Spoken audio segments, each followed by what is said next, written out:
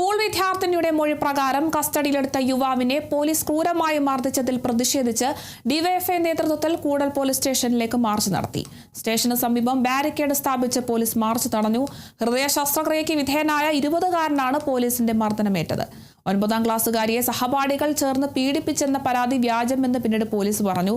വൈദ്യപരിശോധനയിൽ പീഡനം നടന്നിട്ടില്ലെന്നും കണ്ടെത്തിയിട്ടുണ്ട്. സഹപാഠികൾ ഉൾപ്പെടെ 11 പേർ പീഡിപ്പിച്ചതായാണ് 13-കാരി പോലീസിൽ മൊഴി നൽകിയത്. പ്രതിയെ പിടിക്കുന്ന മാതിരി ഒരു 20 വയസ്സുകാരനെ പിടിച്ച് പോലീസ് സ്റ്റേഷനിലേക്ക് കൊണ്ടുവന്നു.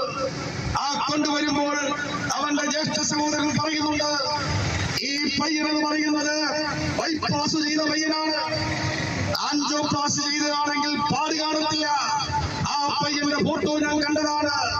മനസ്സാക്ഷിയുള്ള ഏതെങ്കിലും മനുഷ്യന് ആ പയ്യന്റെ ദേഹത്ത് കൈവയ്ക്കുവാൻ വേണ്ടി കഴിയുമോ?